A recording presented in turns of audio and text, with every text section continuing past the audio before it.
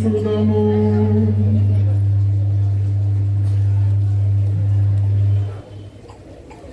సర్వశక్తి గల నిత్య సర్వేశ్వర, మా రక్షకుడు మనుష్యవతారమెత్తి శిలువ మరణము వరకు వినయము గలవాడై మాకు ఆదర్శము చూపవలనని నీవు చిత్తగించితివి.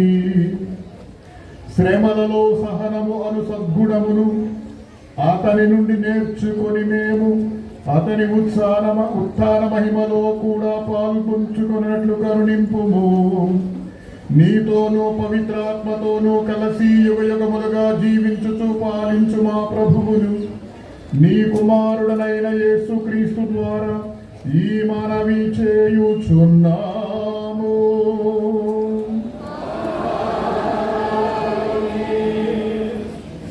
తాళపత్రాలన్నీ కూడా చేతుల్లో పట్టుకొని ఉన్నాడు, ఎందుకంటే అవన్నీ కూడా ఆశీర్వదించినాయి.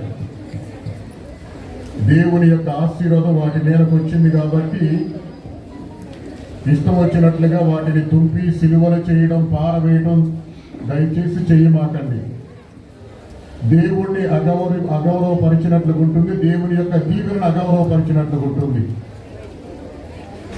పూర్వకాలంలో చాలాసార్లు చూశాం, రాగానే పూజ అంతా జరుగుతుంటే తుంపేసి సిలువలు చేసుకుని ఇంటికి వెళ్తారు, మిగిలినంతా అక్కడ పడేసి వెళ్తారు, మిగిలిన వాళ్ళు తొక్కుంటూ వెళ్తారు.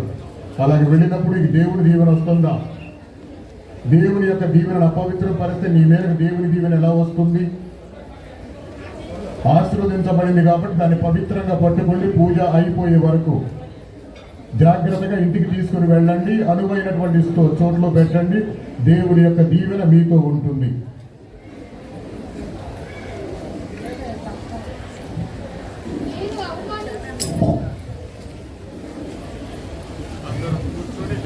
వాక్యాన్ని ఆలకించుదాం.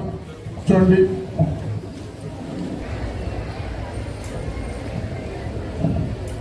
నన్ను అవమానించుచుండగా నేను మగమును కప్పుకొనలేదు, నేను నగపాట్లు తెచ్చుకొననని నాకు తెలియను.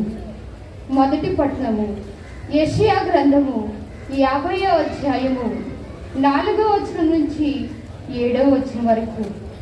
మొదటి పట్టణము యెషయా గ్రంథము 50వ అధ్యాయము 4వ వచనం నుంచి 7వ వచనం వరకు.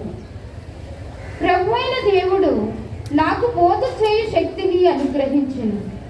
నేను అలసిపోయిన వారిని ఓదార్చుటకు ఆయన నాకు సంభాషణ శక్తిని దయచేసెను. ప్రభు ప్రతి ఉదయమును నన్ను ప్రబోధించి నేను శిష్యుని వలె ఆయన బోధను ఆలించినట్లు చేసెను. ప్రభువైన దేవుడు నాకు జ్ఞానమును దయచేసెను. నేను ఆయనకు అడ్డు చెప్పలేదు, ఆయన మాట పెడచెవిని పెట్టలేదు. నన్ను మోదు వారికి నేను నా వీపును అప్పగించి తిని, వారు నా గడ్డపు వెంట్రుకలను లాగివేయుచుండగా నేను ఊరకుంటిని. నా ముఖము మీద ఉమ్మి వేసి నన్ను అవమానించుచుండగా నేనేమీ చేయనైతిని. ప్రభువైన దేవుడు నన్ను ఆదుకొనును గాన వారు కలిగించు అవమానములు నన్ను బాధింపచాలవు. నేను నా ముఖమును చెక్కుముకు రాయివలే గట్టి చేసుకొంటిని, నేను నగుబాట్లు తెచ్చుకొనని నాకు తెలియను. ఇది ప్రభువు వాక్కు. భక్తి కీర్తన. అందరూ నా దేవా నా దేవా నా దేవా నా దేవా నన్నేలా చేయి విడిచితివి, నన్నేలా చేయి విడిచితివి.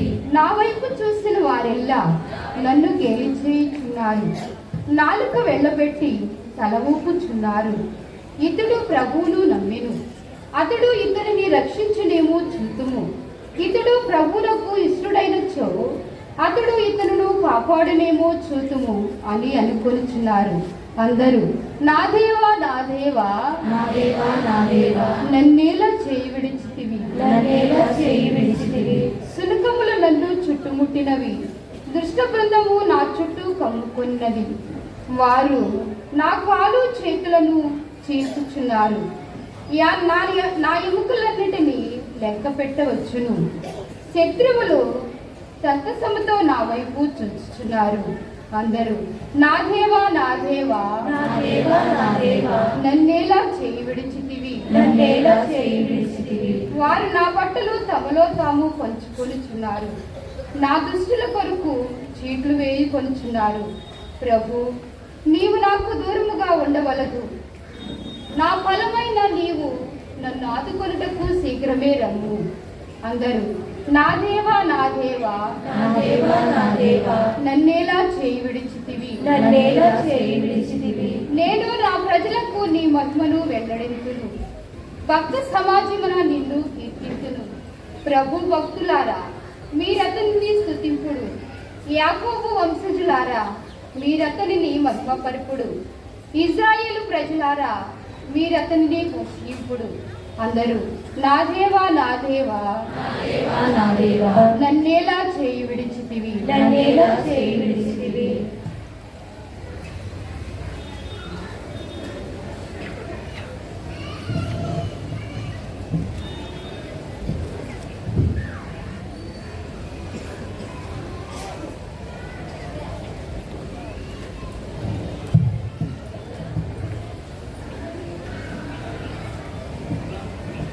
రెండవ పట్నం. ఆయన తన్ను తాను రిక్తిని చేసుకొని మానవుల పోలికగా జన్మించెను.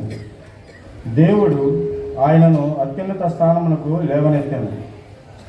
పునీత పౌలు ఫిలిప్పీలకు వ్రాసిన లేఖ 2వ అధ్యాయము 6వ వచనం నుంచి 11వ వచనం వరకు. ఆయన ఎల్లప్పుడూ దైవ స్వభావమును కలిగి ఉన్నను, దేవునితో తన సమానత్వము గణింపలేదు. ఇది గ్రహించవలసిన విషయం. కానీ ఆయన తన్ను తాను రిక్తిని చేసుకొని సేవక రూపము దాల్చి మానవ మాత్రుడిగా జన్మించాడు. ఆయన అన్ని విధముల మానవ మాత్రుడై ఉండి అంతకంటే వినయము గలవాడై మరణం వరకును, శిలువపై మరణం వరకును విధేయుడాయను.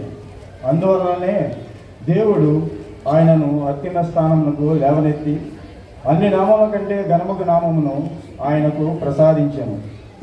అందువలనే పరలోక భూలోక పాతాళ లోకమయందరి సమస్త జీవులను క్రీస్తు నామమునకు మోకాలు వంచి వినతులు కావలెను. ప్రత్యేక దేవుని మహిమార్థమై యేసుక్రీస్తు ప్రభు అని ప్రతి నాలుక ప్రకటింపవలెను. ఇది ప్రభుని వాక్కు.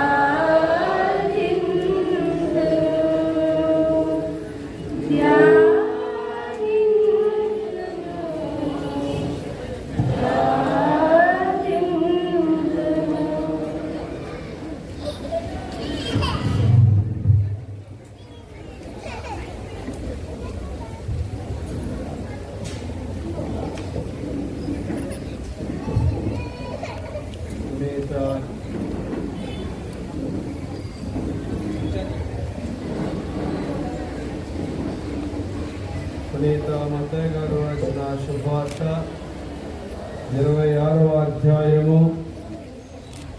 మత్తయి గారు రాసిన శుభవార్త 26వ అధ్యాయము 14వ వచనం నుండి 27వ అధ్యాయము 66వ వచనం వరకు.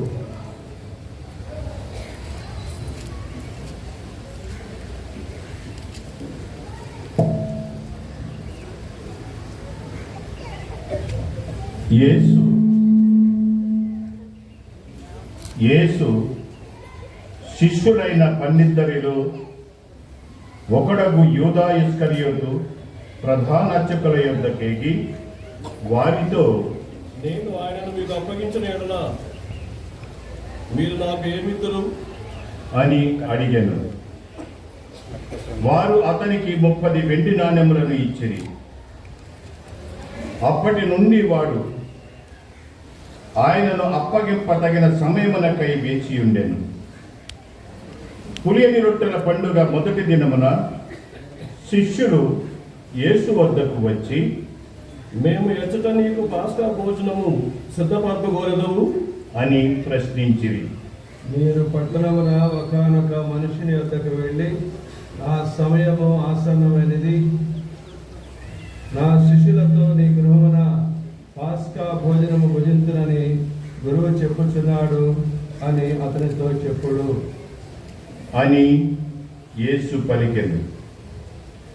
యేసు ఆజ్ఞానుసారము శిష్యులు పాస్కా భోజనమును సిద్ధపరచిరి. సాయంకాలము కాగా ఆయన 12 శిష్యులతో భోజనమునకు కూర్చుండెను. వారు భుజించుచుండ యేసు, మీలో ఒకడు నన్ను శత్రువులకు అప్పగింపు ఉన్నాడని మీతో నిశ్చయముగా చెప్పుచున్నాను అనెను.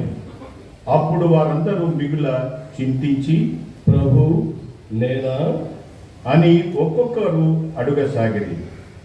అందులకు ఆయన, నాతో పాటు ఈ పాత్రలో చేతిని ఉంచిన వాడు నన్ను అప్పగించును. తనను గూర్చి వ్రాయబడినట్లు మనుష్య కుమారుడు చంపబడును, కానీ మనుష్య కుమారుని అప్పగించేవానికి అయ్యో అనర్థము, అతడు జన్మింపక ఉండినచో మేలు అయ్యడిది అనెను. అప్పుడు ఆయనను అప్పగింపనున్న యూదా, గురువా నేనా అని అడుగగా, నీవే చెప్పుచున్నావు అని యేసు సమాధానం ఇచ్చెను. వారు భుజించుచుండగా యేసు రొట్టెను అందుకొని ఆశీర్వదించి త్రుంచి తన శిష్యులకిచ్చుచు, దీనిని మీరు తీసుకుని భుజింపుడు, ఇది నా శరీరము అనెను. తరువాత ఆయన ఒక పాత్రను అందుకొని కృతజ్ఞతా స్తోత్రములు చెల్లించి వారికి ఇచ్చి, దీనిలోని మీరు అందరూ త్రాగుడు, ఇది అనేకుల పాప పరిహారార్థమై చెందబడనున్న నిబంధన యొక్క నా రక్తము. ఇది మొదలుకొని మీతో కూడా నా తండ్రి రాజ్యములో నూతనముగా ద్రాక్షారసము పానం చేయ వరకు దీనికి నేను త్రాగనని మీతో చెప్పుచున్నాను అనెను. వారొక కీర్తన పాడి ఒలీవ కొండకు వెళ్ళిరి. అప్పుడు యేసు వారితో, మీరు ఈ రాత్రి నన్ను వదిలిపెట్టి పోయేదును, నేను గొర్రెల కాపరిని కొట్టెదను, మందలోని గొర్రెల చెల్లాచెదరపును అని వ్రాయబడి ఉన్నది. అయినను నేను ఉత్థానమైన పిదప మీకంటే ముందు గలిలయ సీమకు వెళ్ళెదను అని పలికెను. అందరూ మేము విడిచిపెట్టిపోయినను నేను మాత్రమే మేము ఎన్నటికీ విడనాడను అని పేతురు పలికెను. అందుకు యేసు, ఈ రాత్రి కోడి కోయక ముందే నీవు నన్ను ఎరుగనని ముమ్మారు పలికెదవని నీతో నిశ్చయముగా చెప్పుచున్నాను అనెను. అప్పుడు పేతురు ఆయనతో, నేను మీతో మరణింపవలసి వచ్చినను మేము ఎరుగునని పలుకను అనెను. అట్లే శిష్యులందరూ అనిరి.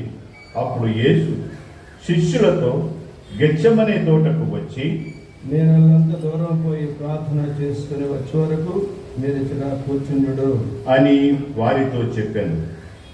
పేతురును జబదయి కుమారులనిద్దరను తనతో పాటు తీసుకొని పోయాను.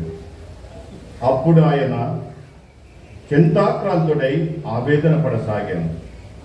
నా ఆత్మ మరణ వేదన అనుభవించున్నది, మీరు చెట్లే ఉండి నాతో జాగరణ చేయుడు అని పలికెను.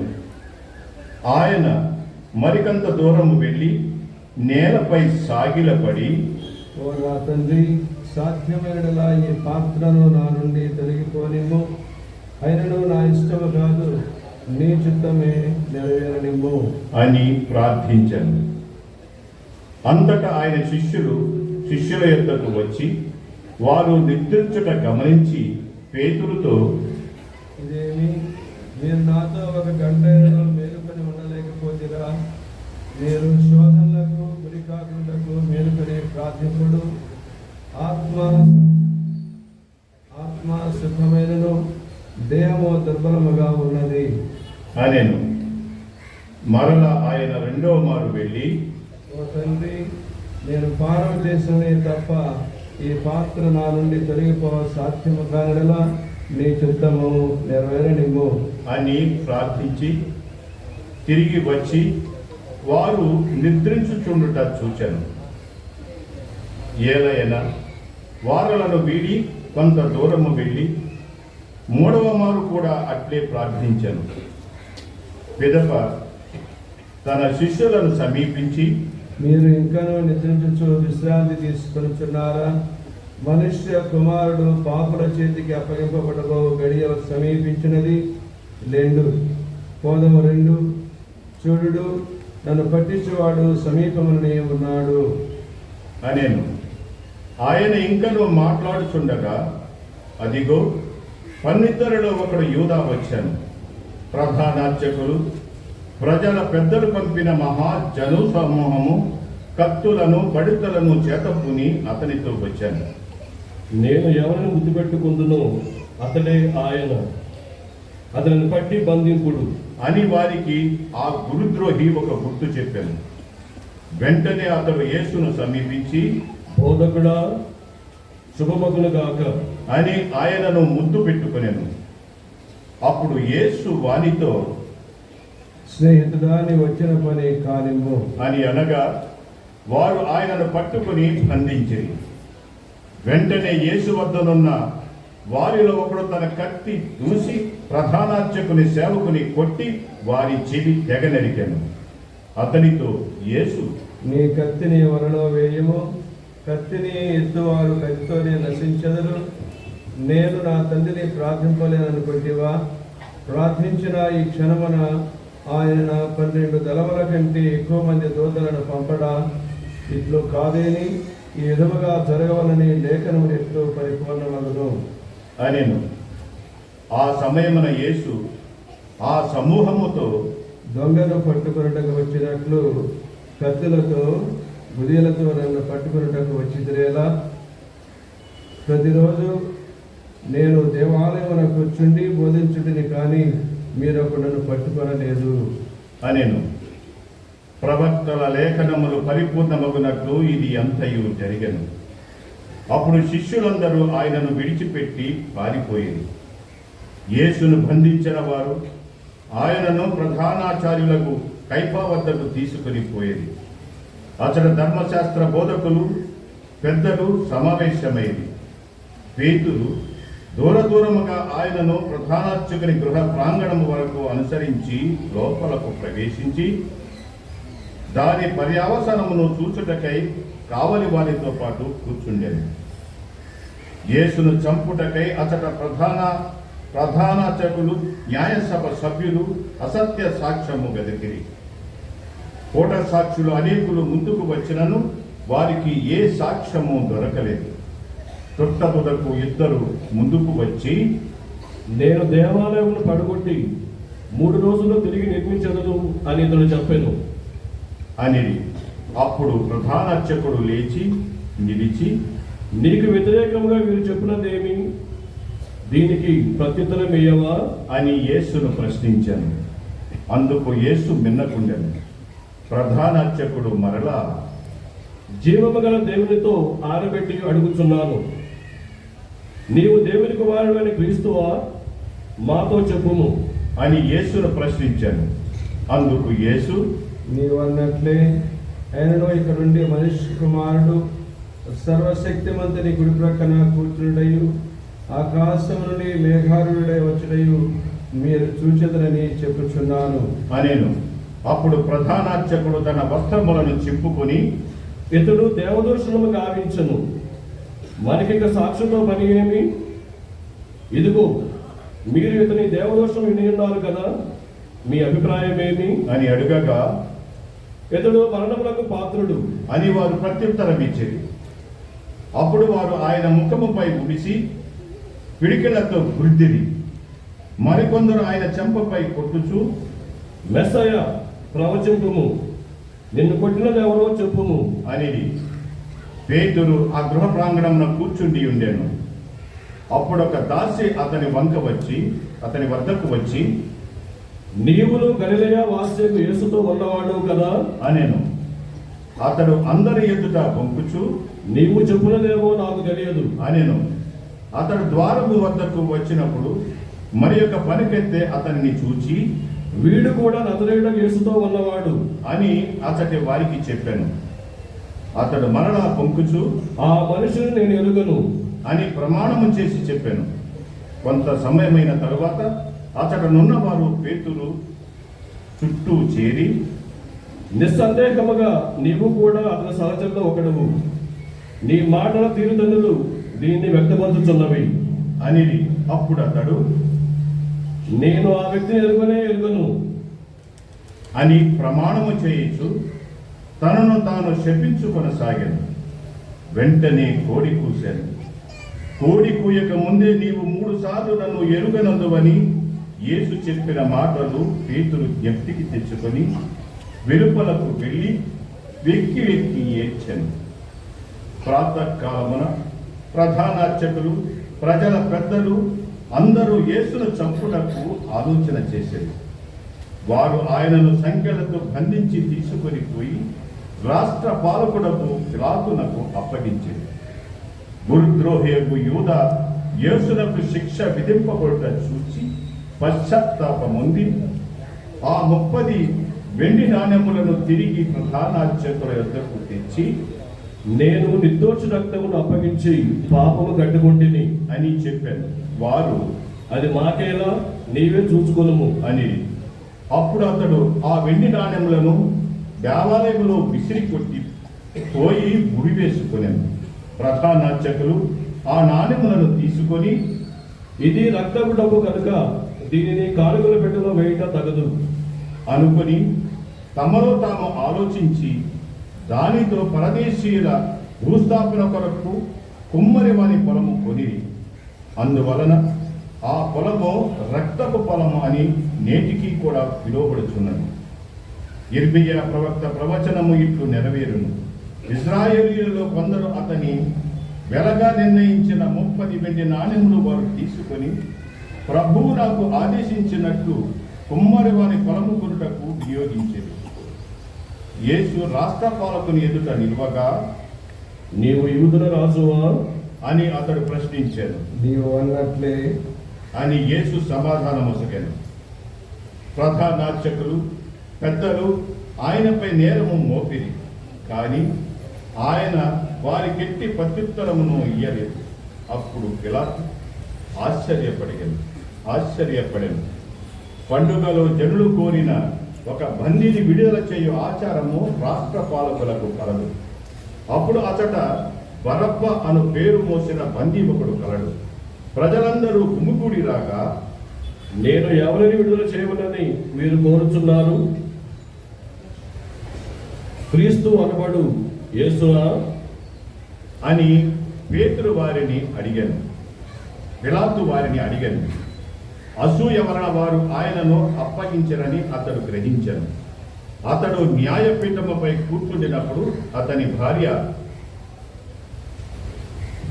నేడు నేను కలలో ఆయన కారణముగా మిగులు బాధ పెడుతుంది కనుక ఆ నీతిమంతుని విషయమున నీవు ఏమీ జోక్యం చేసుకొనవలదు అని వార్త పంపాను. ప్రధానార్చకులు, పెద్దలు బరబ్బాను విడిపించుటకు, యేసును చంపుటకు అడుగవలెనని జనసమూహమును ఎగద్రోసిరి. ఈ ఇద్దరిను నేను ఎవరిని విడిపింపవలనని మీరు కోరుచున్నారు? అని రాష్ట్ర పాలకుడు అడగగా వారు బరబ్బానే అని అట్లయినా క్రీస్తు అనబడి యేసును నేను ఏమి చేయవలేను?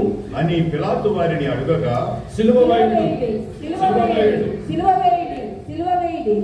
అని వారు కేకలు వేసిరి. అతడు ఏమి దుష్కార్యము చేసను అని అడుగగా వారిని సిలువ వేయుడు అని వారు మరింత బిగ్గరగా కేకలు వేసిరి. అప్పుడు పిలాతు తాను ఏమీ చేయజాలనని ప్రజలతో తిరుగుబాటు రాగలదనియు తెలుసుకొని నీరు తీసుకొని వారి ఎదుట చేతులు కడుగుకొని, ఈ నీతిమంతుని రక్తము విషయమున నేను నిరపరాధిని, అది మీరే చూచుకొనుడు అనెను. ఆయన రక్తము మాపై మా బిడ్డలపై పడునుగాక అని వారందరూ కేకలు పెట్టిరి. అప్పుడు అతడు బరబ్బను విడుదల చేసి యేసును కొరడాలతో కొట్టించి సిలువ వేయుటకు ఆయనను వారికి అప్పగించాను. అప్పుడు రాష్ట్ర పాలకుని సైనికులు యేసును రాజభవన ప్రాంగణమునకు తీసుకుని పోయి ఆయన చుట్టూ సైనికులందరూ సమకూర్చిరి. వారు యేసు వస్త్రములను కొలిచి ఎర్రని అంగీని ధరింపచేసిరి. ముండ్ల కిరీటమును అల్లి ఆయన శిరముపై పెట్టిరి. కుడి చేతిలో రెల్లు నుంచి మరియు ఆయన ముందు మోకరి యూదుల రాజా నీకు జయము అని అవహేళనము చేశారు. ఆ సైనికులు ఆయనపై ఉమిసి ఆయన చేతిలోని రెల్లును తీసుకొని తలపై మోదిరి. వారిట్లో పరిహసించిన పిమ్మట అంగీని తీసుకొని ఆయన వస్త్రములను ఆయనకు ధరింపచేసి సిలువ వేయుటకై తీసుకొని పోయింది. మార్గమధ్యమున వారు కురేనియా సీమోనును చూసి సిలువను మోయుటకు అతనిని బలవంతపరిచారు. వారు కపాల స్థలము అను నామాంతరము గల గొల్గొతా అను స్థలమునకు చేరిరి. చేదు కలిపిన ద్రాక్ష రసమును ఆయనను త్రాగనిచ్చేది, కానీ దానిని రుచి చూచి ఆయన త్రాగుటకు ఇష్టపడకపోయారు. వారు ఆయనను సిలువ వేసేది, చీట్లు వేసుకొని ఆయన వస్త్రములను పంచుకొనిది. వారచట కూర్చుండి కావలికాయిచుండిరి. ఇతడు యూదుల రాజు యేసు అను నిందారోపణ ఫలకమును ఆయన తలకు పైభాగంలో ఉంచిరి. ఆయనతో పాటు కుడి ఎడమల ఇద్దరు దొంగలు సిలువ వేయబడిరి. వచ్చిపోవారు తలలుపుచు ఆయనను దూషించుచు, దేవాలయమును పడగొట్టి 3 రోజులు మరలా నిర్మించువాడా, నిన్ను నీవు రక్షించుకొనుము. దేవుని కుమారుడైనచో సిలువ నుండి దిగిరమ్ము అని పలికిరి. అలాగే ప్రధానార్చకులు ధర్మశాస్త్ర బోధకులతోనూ పెద్దలతోనూ కలిసి ఇతను ఇతరులను రక్షించుడు గాని తనను తాను రక్షించుకొనలేడు ఆయను. ఇతడు ఇశ్రాయేలు రాజు కదా, ఇప్పుడు సిలువ నుండి దిగి రానిమ్ము, అప్పుడు మేము విశ్వసింతుము అని హేళన చేసిరి. ఇతడు దేవుని నమ్మెను, నేను దేవుని కుమారుడు అని చెప్పాను కనుక దేవునికి ఇష్టమైన ఇతరుని ఇప్పుడు రక్షింపనిమ్ము అనిరి. అదే విధముగా ఆయనతో పాటు శిలువపై కొట్టబడిన దొంగలు కూడా ఆయనను అట్లే దూషించారు. అప్పుడు పగలు 12 గంటల నుండి 3 గంటల వరకు ఆ దేశమంతటా చీకటి కమ్మెను. ఇంచుమించు పగలు 3 గంటల సమయమున ఏలీ ఏలీ లామా సబక్తాని, యేసు బిగ్గరగా కేకలు పెట్టాను, నా దేవా నీవు నన్నేల విడనాడితివి అని దీని అర్థము. అచట నిలువబడిన కొందరు అది విని ఇతడు ఏలియా అని పిలుచుచున్నాడు అనిరి.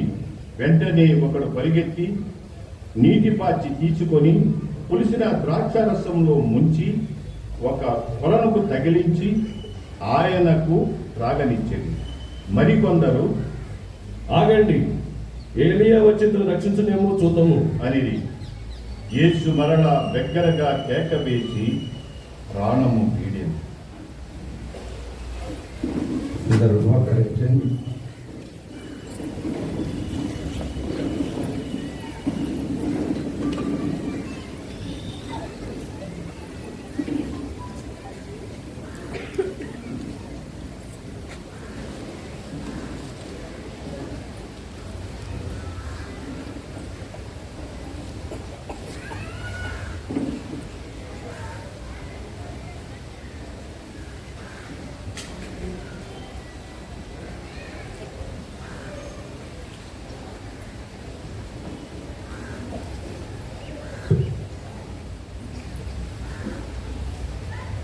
అప్పుడు దేవాలయపు తెర పై నుండి క్రింది వరకు రెండుగా తిరిగింది.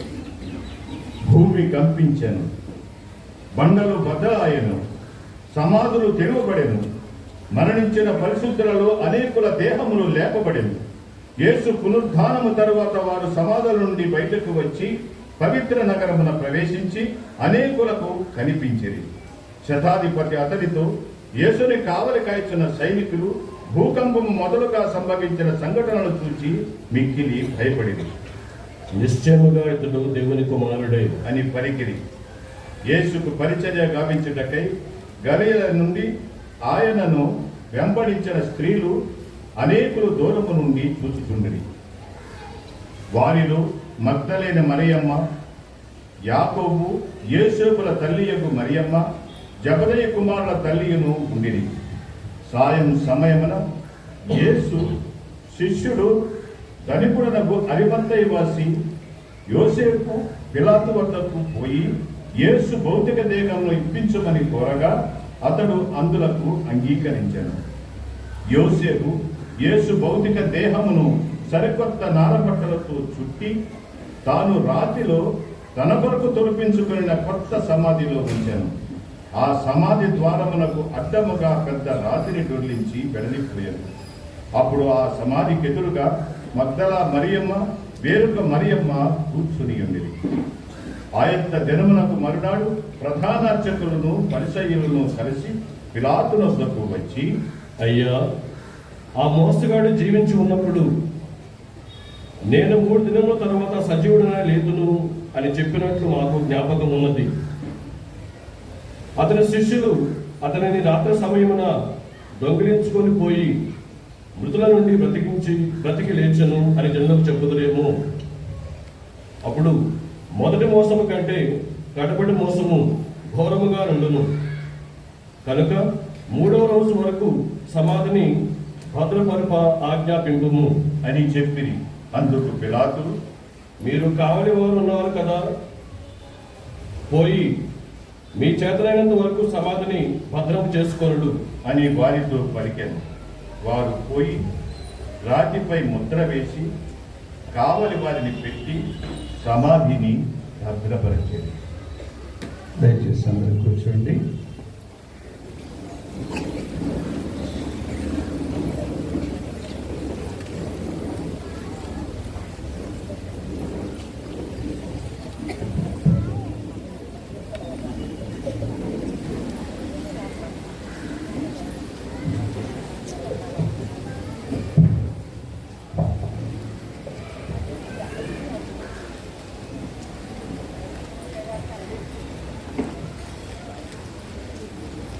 ప్రభునందు పూజ్య గురువులారా, ప్రియమైనటువంటి సహోదరి సహోదరులారా,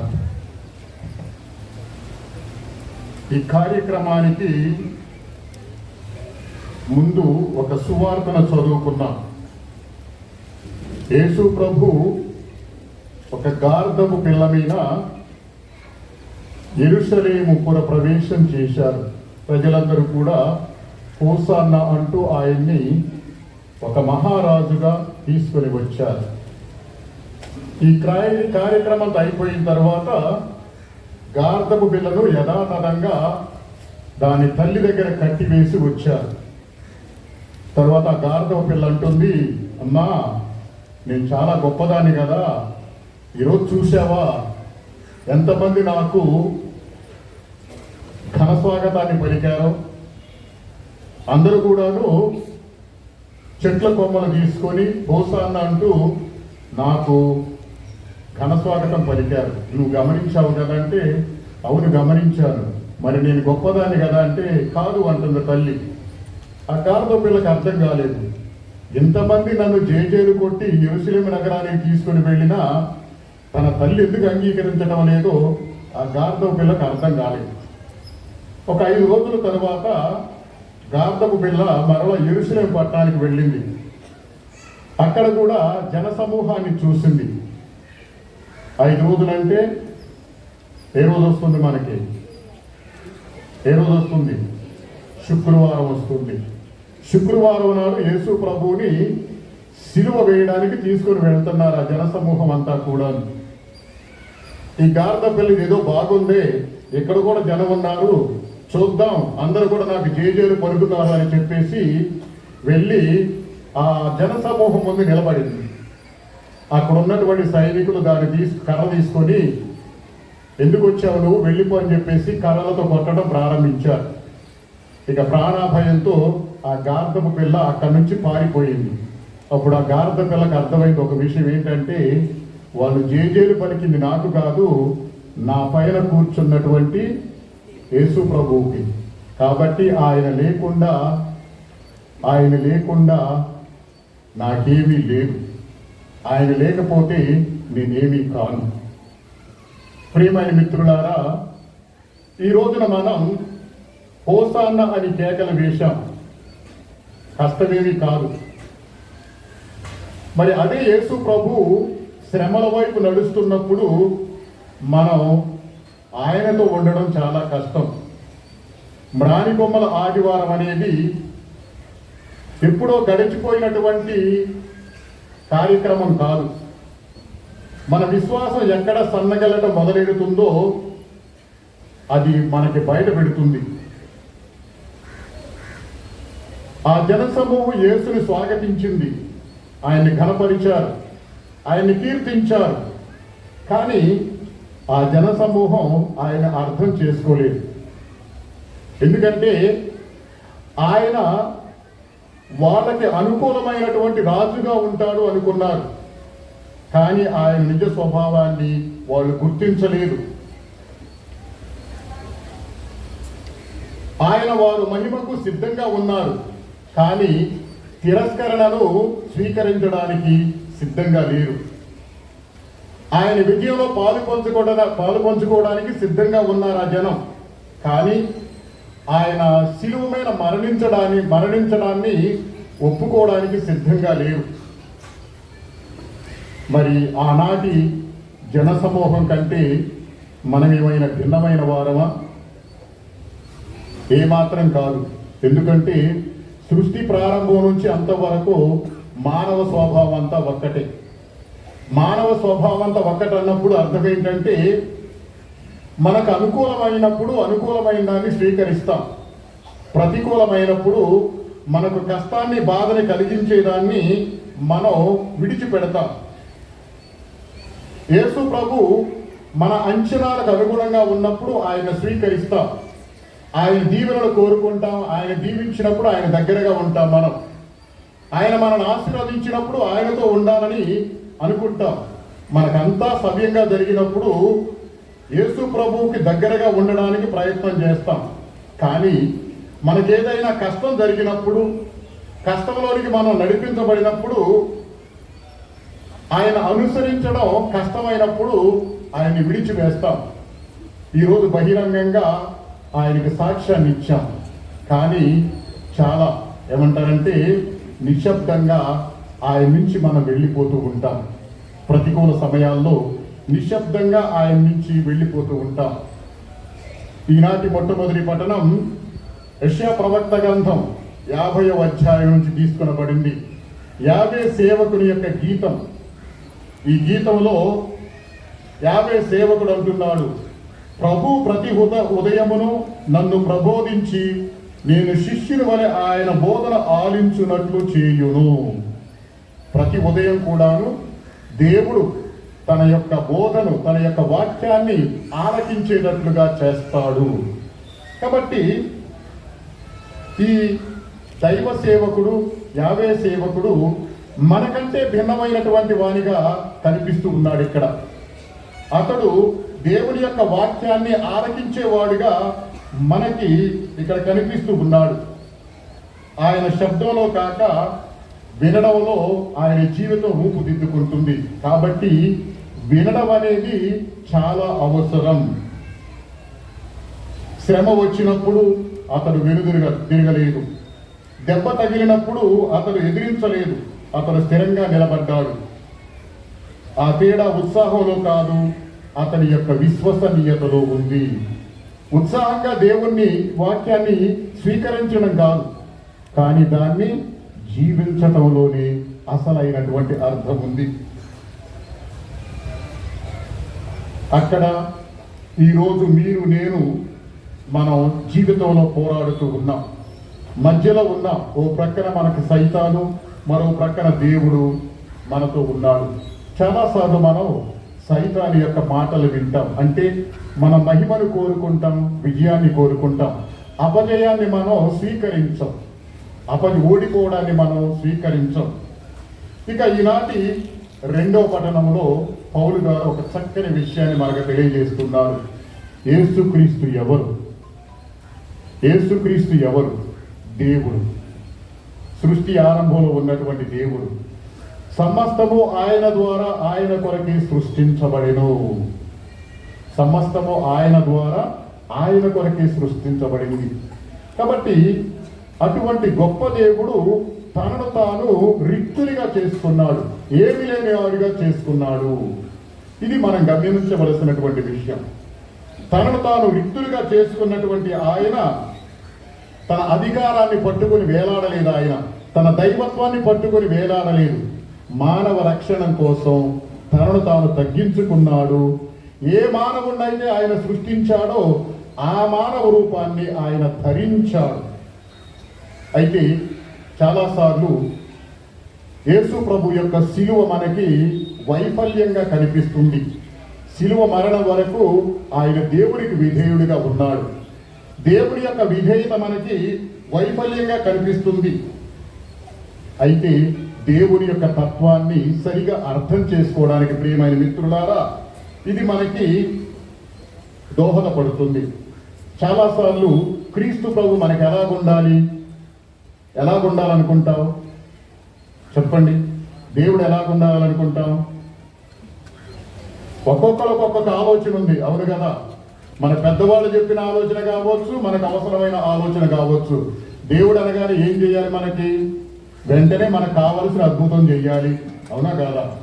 రోగం వస్తే రోగం బాగు చెయ్యాలి, అవునా కాదా? అదే కదా, మనం ఎటువంటి కష్టపడకుండా 3 పూట్ల శుభ్రంగా భోజనం పెట్టాలి దేవుడు, అవును కదా? ఇవన్నీ కూడా మన ఆలోచనలు. ఈ ఆలోచనలతో దేవుడు మనకి ఏమంటారు, సరిపోతే ఆయన దేవుడని మనం అంటాం. కానీ నిజంగా దేవుడి యొక్క తత్వాన్ని మనం అర్థం చేసుకున్నామా? మన జీవితాన్ని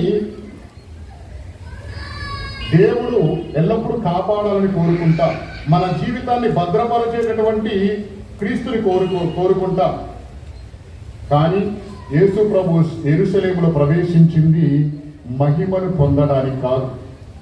యేసు ప్రభు యెరూషలేములో ప్రవేశించింది మహిమను పొందడానికి కాదు. మహిమ అంటే ఇక్కడ ప్రజల యొక్క ఆదరణను పొందడానికి కాదు.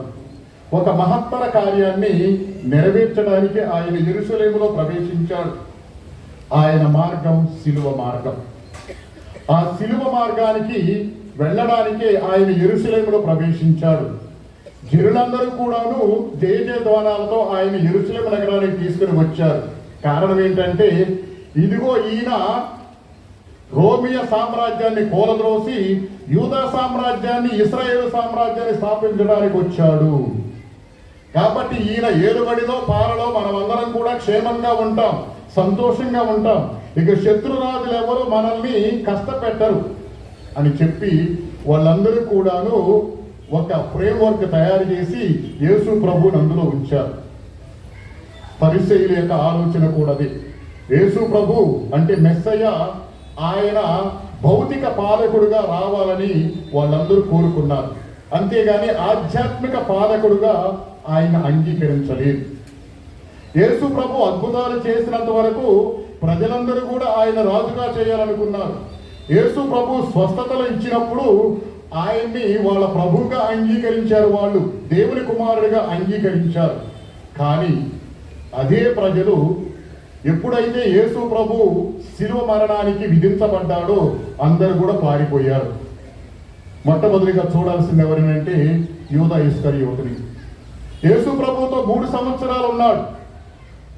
అతను కోశాధికారి. కాబట్టి కోశాధికారిగా, ఆర్థిక మంత్రిగా పెత్తనాన్ని చలాయిస్తున్నాడు అక్కడ అతని ఉద్దేశం కూడా ఏమిటంటే, యేసు ప్రభువుని కనుక కష్టపెట్టినట్లయితే ఆ కష్టం నుంచి ఆయన బయటకు వస్తాడు.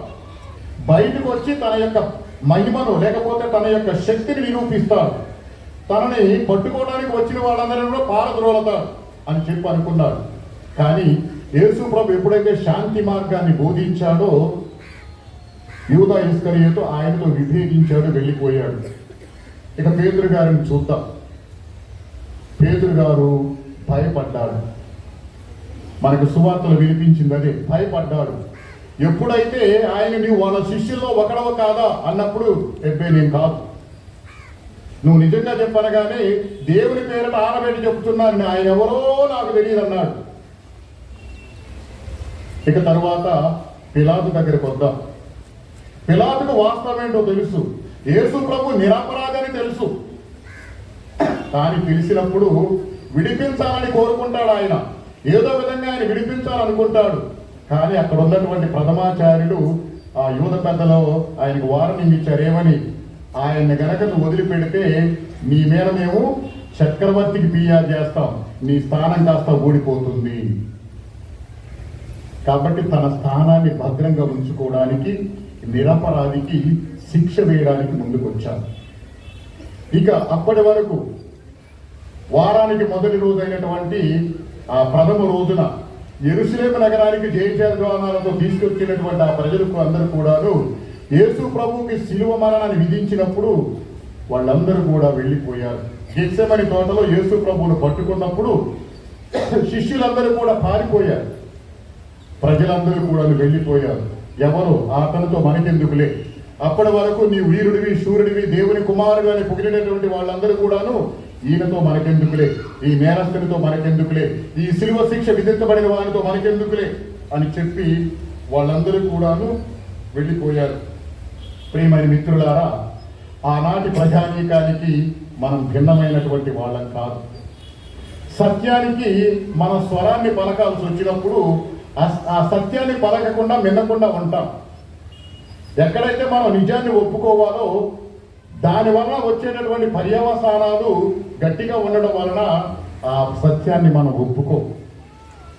ఎప్పుడైతే మనం ఇతరుల కష్టాల్లో భాగం పంచుకోవాలనేటువంటి అవకాశం వచ్చిందో దాన్ని సద్వినియోగం చేసుకో. ఎప్పుడైతే ఇతరుల యొక్క నిందలకు గురవుతూ ఉంటామో దాన్ని స్వీకరించడానికి సిద్ధంగా లేవు. అంటే మనమందరం కూడాను సుఖమయమైనటువంటి జీవితాన్ని, సుఖమైనటువంటి వాతావరణాన్ని కోరుకుంటాం. కానీ కష్టతరమైనటువంటి జీవితాన్ని, వ్యతిరేకమైనటువంటి వాతావరణాన్ని మనం కోరుకో.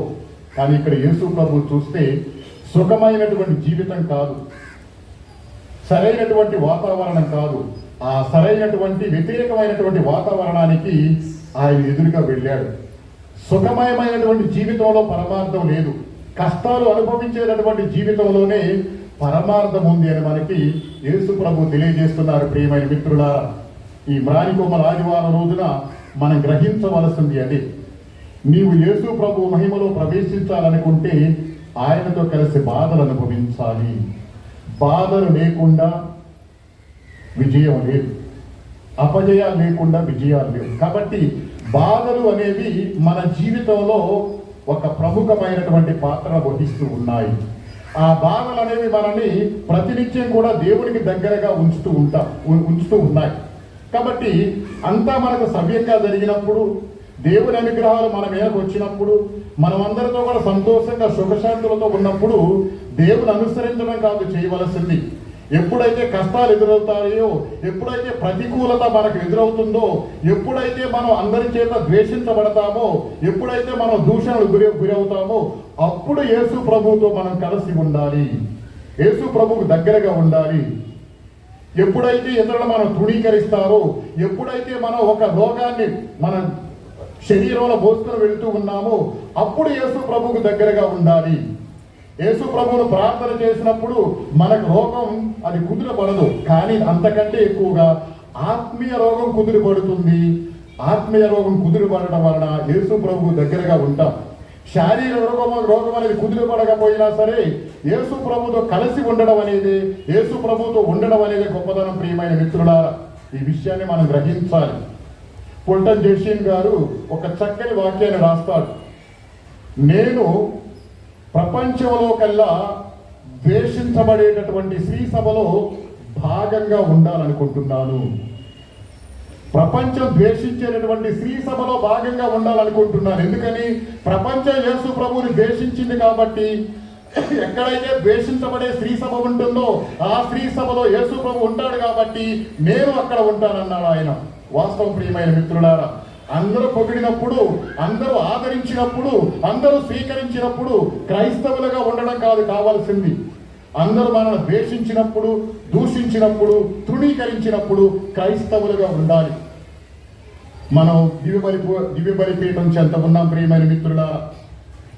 ఇది ఇకపై జనసమూహం గురించి కాదు, ఇది మనలను గురించి. మనం దివ్య సత్ప్రసాదాన్ని ఈ పూజ బలిలో స్వీకరిస్తున్నాం. ఎవరిని స్వీకరిస్తున్నాం? ఆనాటి ప్రజల చేత తిరస్కరింపబడి బాధలను అనుభవించి కొరడా దెబ్బలు స్వీకరించి సిలువ వేయబడినటువంటి క్రీస్తుని గురువు మన చేతుల్లో పెడుతున్నాడు. ఇది క్రీస్తు శరీరం అని. అయితే మనం ఎవరిని స్వీకరిస్తున్నాం? మనలను బాధల నుంచి రక్షించేటటువంటి క్రీస్తుని స్వీకరిస్తున్నామా?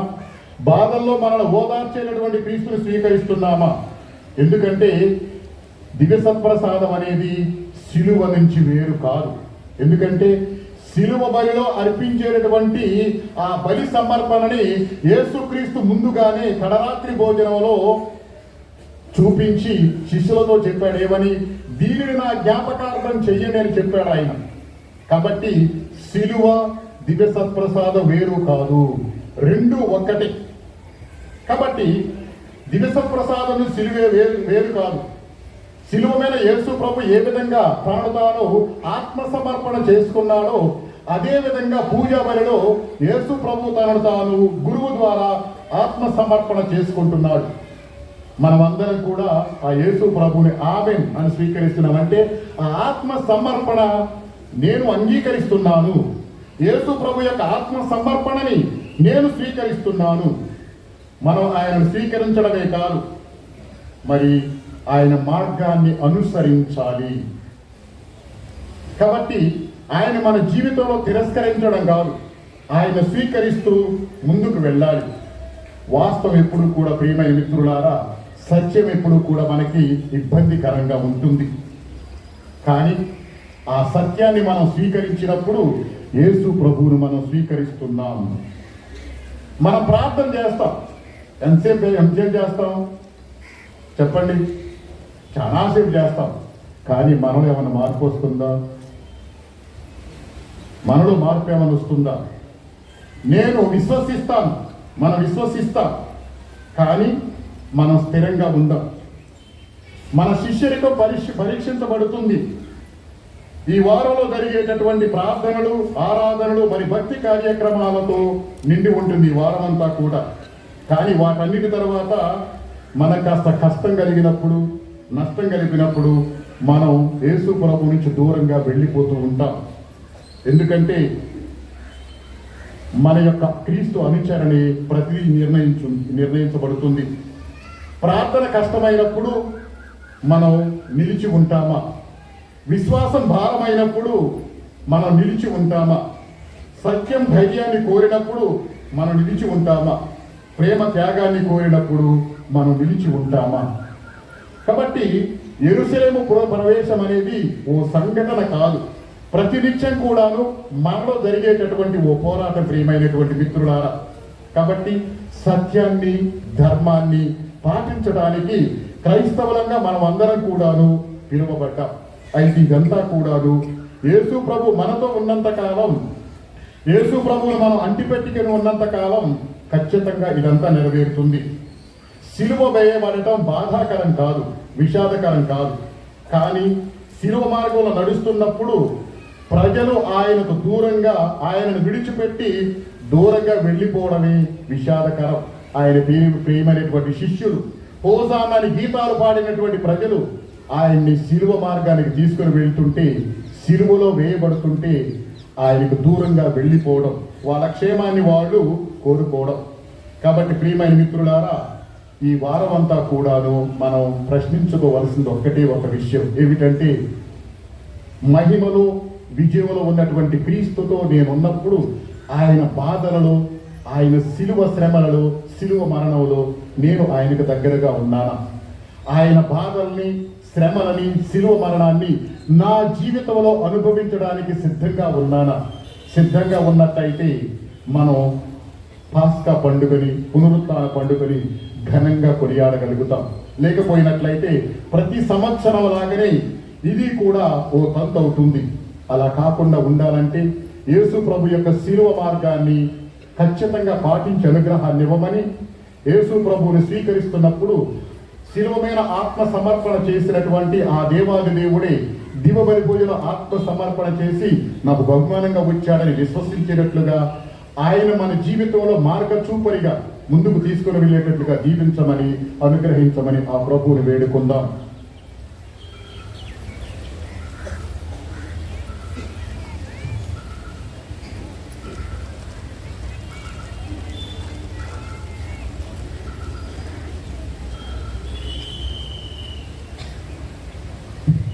ఇప్పుడు అందరూ లేచి నిలబడి మన యొక్క విశ్వాసాన్ని ప్రకటించుదాం. పరలోకమును భూలోకమును సృష్టించిన సర్వశక్తి గల పితయైన సర్వేశ్వరుని విశ్వసించున్నాను. అతని యొక్క ఏకపుత్రుడును మన యొక్క ప్రభువైన యేసుక్రీస్తును విశ్వసించున్నాను. ఇతడు పవిత్రాత్మ వలన గర్భమై కన్యమరియము నుండి పుట్టెను. పోన్సు పిలాతుని అధికారములకు లోనై పాటుబడి శిలువ మీద కొట్టబడి మరణం పొంది సమాధిలో ఉంచబడిను. పాతాళములకు దిగి మూడవ నాడు చనిపోయిన వారల నుండి లేచెను. పరలోకములకు ఎక్కి సర్వశక్తి గల పితయైన సర్వేశ్వరుని కుడి ప్రక్కన కూర్చుని ఉన్నారు.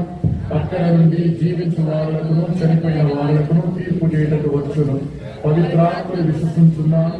పరిశుద్ధ కథోలిక సభను పునీతుల సంబంధ ప్రయోజనమనిస్తున్నాను. పాపముల మన్నింపును విశ్వసించున్నాను. శరీరమును విశ్వసించున్నాను. నిత్య జీవమును విశ్వసించున్నాను. ఆమేన్. ప్రియ సహోదరి సహోదరులారా, యెరూషలేము పురవీధులలో యేసుక్రీస్తును రారాజుగా స్తుతిస్తూ కీర్తిస్తూ గార్ధపుపై ఊరేగించుచు ప్రభువులకు ఘన స్వాగతం ఇచ్చారు. ఈ విజయోత్సవం నాడు మన శ్రీసభ కుటుంబ వ్యక్తిగత అవసరాల కోసం ప్రార్థించుదాం. మీ అందరి సమాధానము, ఓ ప్రభువా మా దీన ప్రార్థనలు ఆలకించండి.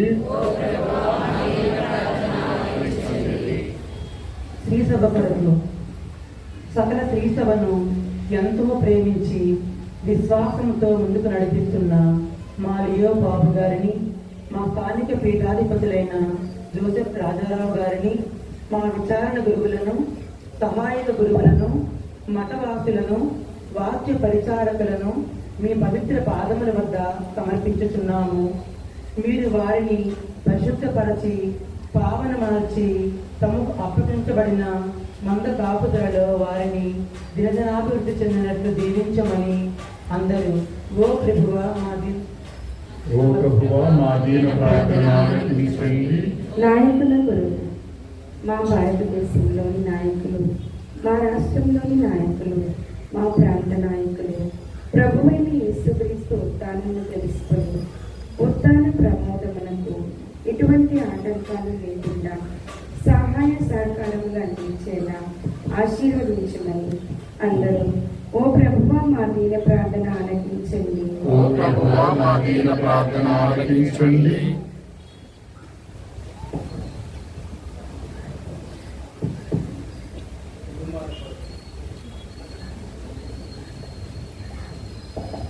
కుటుంబాల కొరకు ప్రభుని యెరూషలేము నగరం ప్రవేశము వైభవోపేతముగా ప్రజలందరి జయ జయ నాదాల మధ్యలో కన్నుల పండుగగా జరిగింది.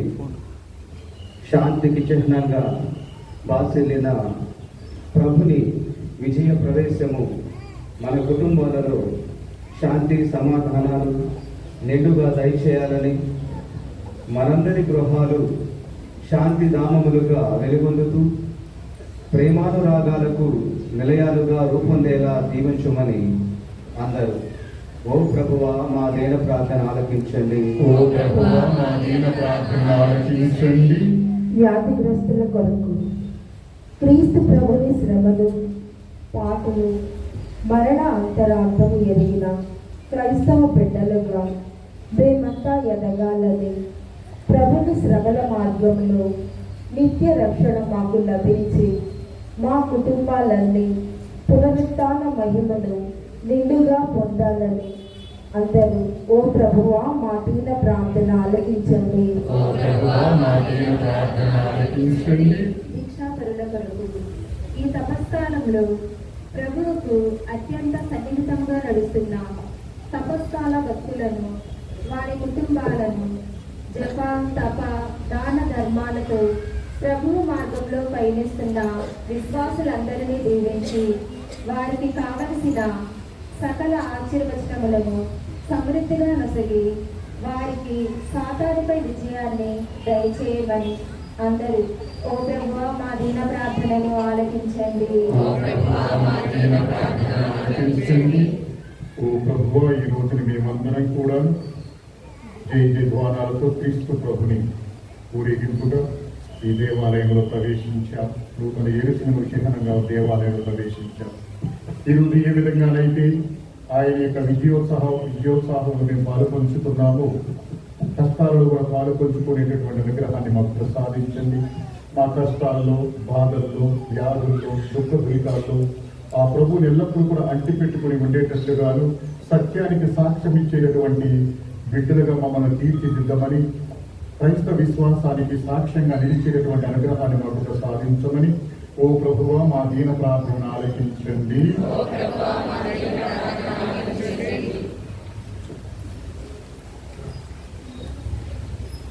ప్రార్థించుదము.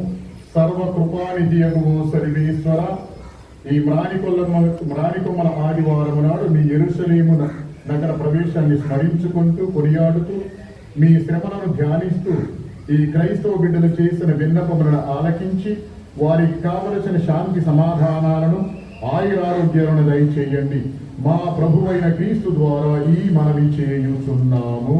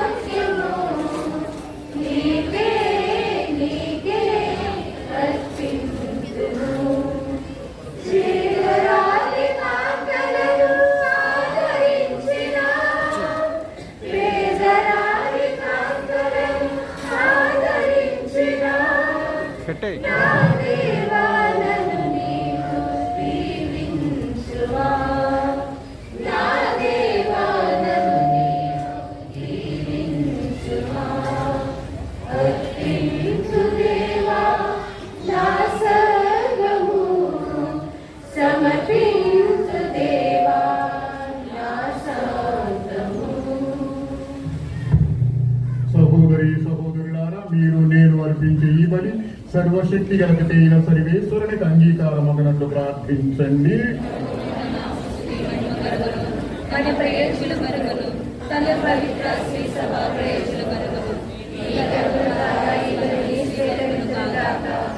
ఓ ప్రభువా, నీ జనితైక కుమారుని శ్రమలు మరణము ద్వారా మేము నీతో సఖ్యపడు గడియ మరింత దగ్గర పడునుగాక. మేము మా సొంత ప్రయత్నముతో నీ నుండి పాప క్షమను సాధించలేము, కానీ సాటి లేని ఈ దివ్య బలి శక్తి ప్రభావమున నీ నుండి సంపూర్ణ క్షమను పొంది నీ కారుణ్య ఫలములను చవిచూచుదునుగాక. మా ప్రభువైన క్రీస్తు ద్వారా ఈ మనవి చేయుచున్నాము. ప్రభువు మీతో నుండునుగాక.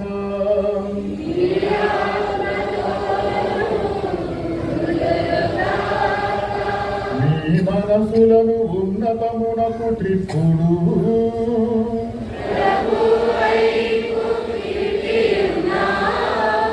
మన దేవుడైన ప్రభువునకు కృతజ్ఞత తెలుపుదము.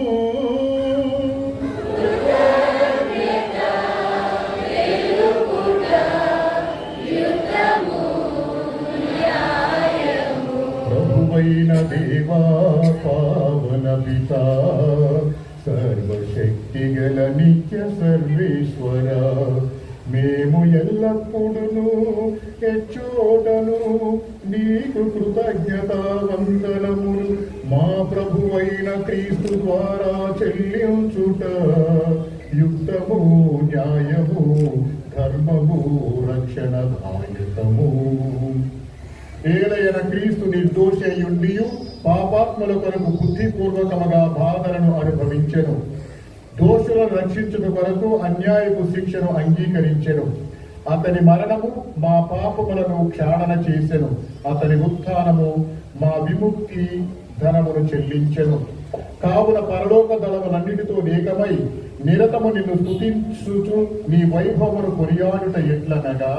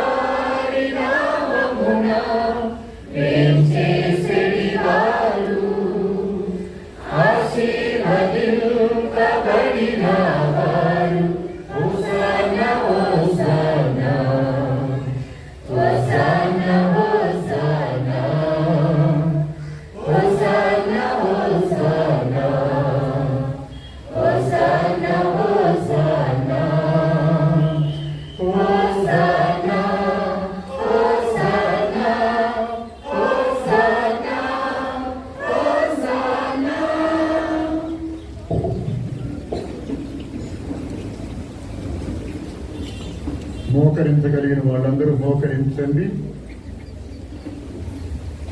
మోకరించడం ఇబ్బందికరంగా ఉంటే భక్తితో నిలబడి ఉండండి. పావన పిత, నీవు నిక్కముగా పవిత్రుడవు, నీ సృష్టి అంతని నిన్ను స్తుతించుట యుక్తము.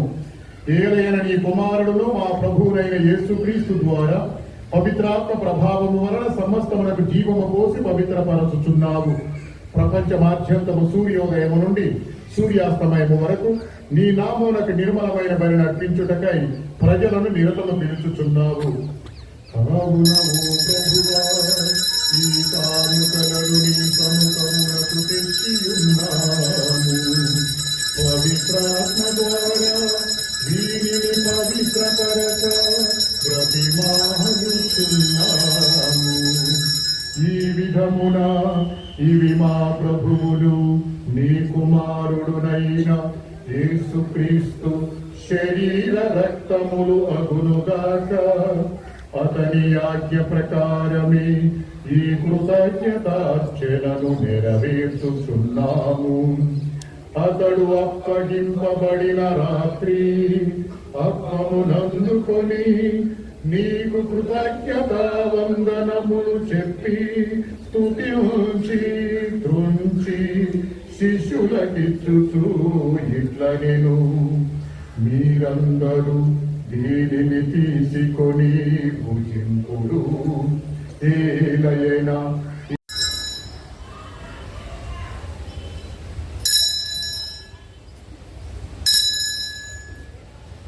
ఆ విధముగనే భోజనానంతరము పాత్రమునందుకొని నీకు కృతజ్ఞతా వందనములు చెప్పి స్తుతించి శిష్యులకిచ్చుచూ ఇట్లనెను, మీరందరూ దీనిని తీసుకొని దీని నుండి పానము చేయుడు. ఏలయనా ఇది నూతన నిత్య నిబంధన యొక్క నా రక్తపు పాత్రము. ఇది మీ కొరకును అనేకుల కొరకును పాప పరిహారమునకై ధారబోయబడును. దీనిని నా జ్ఞాపకార్థము చేయుడు.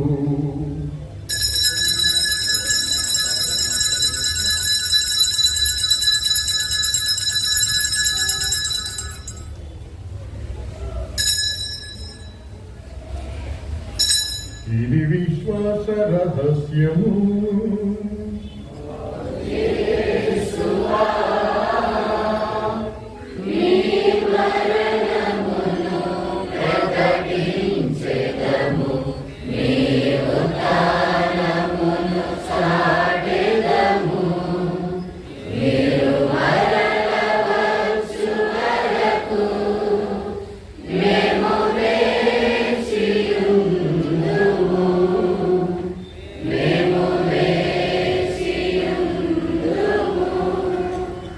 కనుక తండ్రి నీ కుమారుని రక్షణాయుతమగు శ్రమలను అద్భుతమైన ఉత్థానమును మోక్షారోహణమును స్మరించుచు అతడు మరల వేంచేరుని ఎదురు చూచు మేము ఈ పవిత్ర జీవన భరిని కృతజ్ఞతతో నీకు అర్పించుచున్నాము.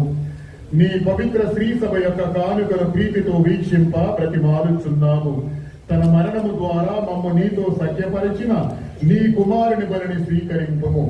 మేము అతని శరీర రక్తములతో పోషింపబడి పవిత్రాత్మతో నింపబడి అతని యందు ఏక శరీరము ఏక మనస్సు కలిగి ఉన్నట్టుగా దయచూపుము. అతడు మమ్మ నీకు నిత్యార్పణముగా రూపొందించున్నగాక. నీవు ఎన్నుకొనిన పుణ్యాత్ములతో ముఖ్యముగా పవిత్ర కన్యయు దేవమాత అయిన మరియ మాతతో ధన్యులైన నీ అపోస్తలులతోనూ వేద సాక్షులతోనూ పునీత జోజప్ప గారితోనూ సకల పునీతులతో పాటు మమ్మను మోక్ష భాగ్యములకు వారసులను చేయము. ఏలైనా వీరి విజ్ఞాపన ప్రార్థనల నిర్వధిక సహాయముపై మేము ఆధారపడి ఉన్నాము. ఓ ప్రభువా, నీతో సఖ్యపరిచి బలి లోకమంతరికి శాంతిని శ్రేయస్సును ప్రసాదించినట్లు ప్రతిమాలుచున్నాము. ఈ లోకమును యాత్ర చేయని శ్రీ సభను ఈ సేవకుడుగా మా లియో జగద్గురువును మా జోసఫ్ రాజారావు పీఠాధిపతిని తదితర పీఠాధిపతులను గురువులందరినీ నీవు సంపాదించుకున్న ప్రజలందరినీ విశ్వాసమందును ప్రేమయందును దృఢపరుతుము. నీ చిత్త ప్రకారము నీ సముఖమున చేరి ఉన్న ఈ ప్రజల మనవలను ఆలకింపుము. దయగల తండ్రి, నరదశలా చదివి ఉన్న నీ బిడ్డలందరినీ కనికరించి నీతో ఐక్యపరుచుకొనుము.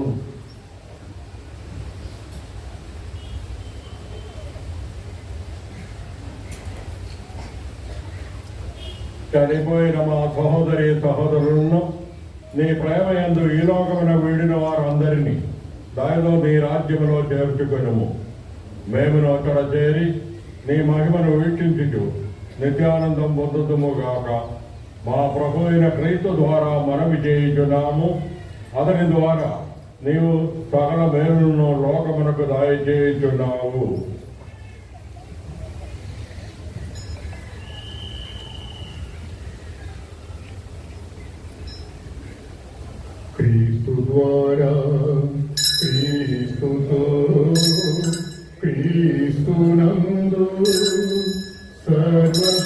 శక్తిగల పితయైన సర్వేశ్వర పవిత్రాత్మతో నేకమయుడు నీకు యుగ యుగములు గౌరవ మహిమలు కలుగునుగాక.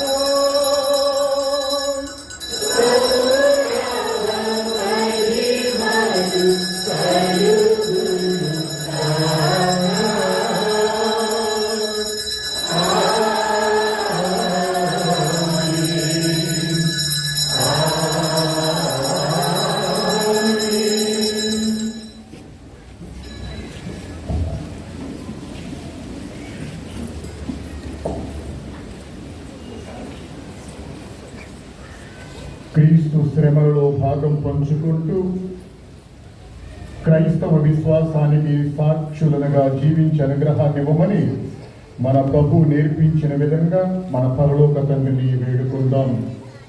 పరలోకమందున్న మా యొక్క తండ్రి, నీ నామం పూజింపబడును గాక, నీ రాజ్యం వచ్చును గాక, నీ చిత్తము పరలోకమందు నెరవేరునట్లు భూలోకమందును నెరవేరును గాక.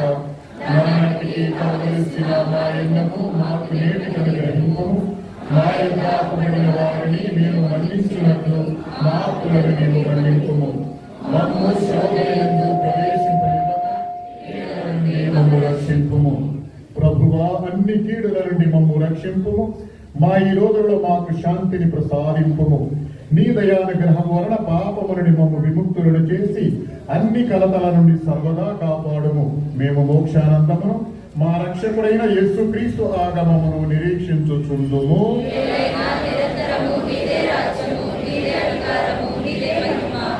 శాంతిని మీకు అనుగ్రహించుచున్నాను, నా శాంతిని మీకు ఇచ్చుచున్నాను అని నీ అపోస్తలులతో వచించిన ప్రభువైన యేసువ, మా పాపములను లెక్కింపక నీ శ్రీసభ విశ్వాసమును వీక్షింపుము. నీ చిత్త ప్రకారము నీ సభకు శాంతిని ఐక్యమును అనుగ్రహింపుము. యుగ యుగములు జీవించుతూ పరిపాలించు ప్రభువా. ప్రభుని శాంతి సమాధానము ఎల్లప్పుడూ మీ అందరితో ఉండునుగాక. ఒకరికొకరు సమాధానం తెలుపుకుందాం.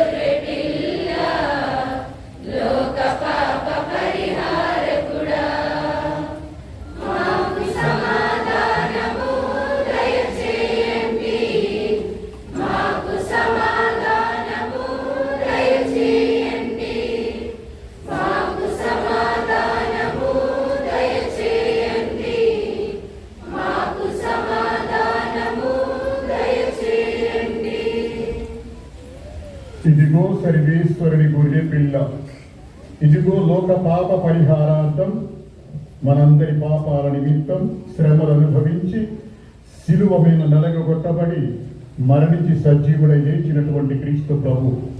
ఈ గొర్రె పిల్ల విందుకు ఆహ్వానింపబడిన మీరందరూ ధన్యులు.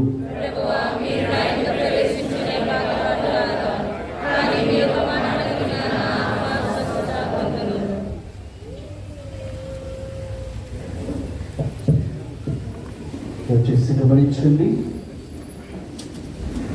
తరచుగా దివ్యబలి పూజలలో పాలుపంచుకుంటూ దివ్య సత్ప్రసాదం స్వీకరించేటటువంటి కథోలికులు, ఆర్సిఎం సంఘస్థులు మాత్రమే దయచేసి దివ్య సత్ప్రసాదం స్వీకరించడానికి సిద్ధపడండి. మిగిలినటువంటి భక్తులు, విశ్వాసులు మీ స్థలాలలో కూర్చుని ప్రార్థన చేసుకునండి. గమనించండి, గురువులు, కన్యాస్త్రీలు దివ్య సత్ప్రసాదం తీసుకుని మీ స్థలాల వద్దకి వస్తూ ఉంటారు. దయచేసి ఎవరు ముందుకు రావద్దు. గురువులు, కన్యాస్త్రీలు దివ్య సత్ప్రసాదం తీసుకుని వెళ్ళడానికి దారి వదలండి. ఎవరు కూడా ముందుకు రావద్దు. మీ స్థలాల దగ్గరికే గురువులు, కన్యాస్త్రీలు దివ్య సత్ప్రసాదం తీసుకుని వస్తూ ఉంటారు. వారు వెళ్ళడానికి మధ్యలో దారి ఇవ్వండి.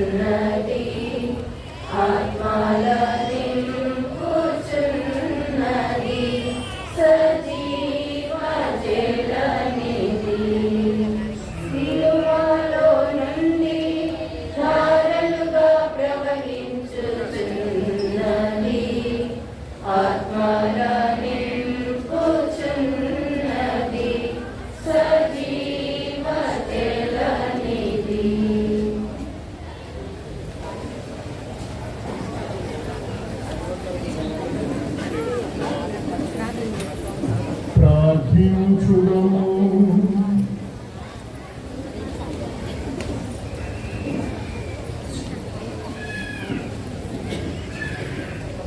ఓ ప్రభువా, పరమవరములతో పోషింపబడిన మేము నిన్ను దీనతతో ప్రార్థించుచున్నాము. నీ కుమారుని మరణము ద్వారా మా విశ్వాసమునకు తగిన ఫలమును పొందగలమని నమ్మకమును మా యందు వికసింపజేసితివి. ఆ విధముగానే అతని ఉత్థానము ద్వారా నీవు మమ్ము చేర్చదలసిన గమ్యములకు నడిపింపుము. మా ప్రభువైన అయిన క్రీస్తు ద్వారా ఈ మనవి చేయుచున్నాము. ఓ ప్రభువా, నీ కుటుంబమున దయతో చూడుమని అర్థించుచున్నాము. ఈ ప్రజల కొరకు మా ప్రభు అయిన యేసుక్రీస్తు దుష్టుల చేతికి అప్పగింపబడటను, శిలువ శ్రమలను అనుభవించుటకు వెనుదీయలేదు కనుక శ్రీ సభ అనే కుటుంబమును కరుణతో చూచి సంరక్షింపుము. యుగయుగములు దీవించుతూ పాలించు ప్రభువా, ఈ మనవిని అనుగ్రహింపుము.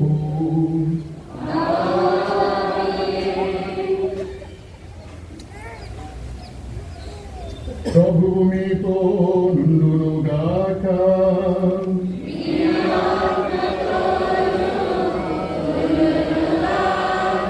దైవాశీర్వాదములు పొందడానికి మీ స్థిరములను వంచండి. దయామయుడైన సర్వేశ్వరుడు తన ఏకైక కుమారుని శ్రమల ద్వారా నిస్వార్థ ప్రేమకు మీకు ఒక ఆదర్శమును చూపెను. మీరు కూడా దేవుని తోడి మానవుని ప్రేమతో సేవించి దేవుని అద్భుత దీవెనలకు యోగ్యులగుదురుగాక. క్రీస్తు భౌతిక మరణము ద్వారా శాశ్వత మరణము నుండి విముక్తులైన నమ్ముచున్నాం.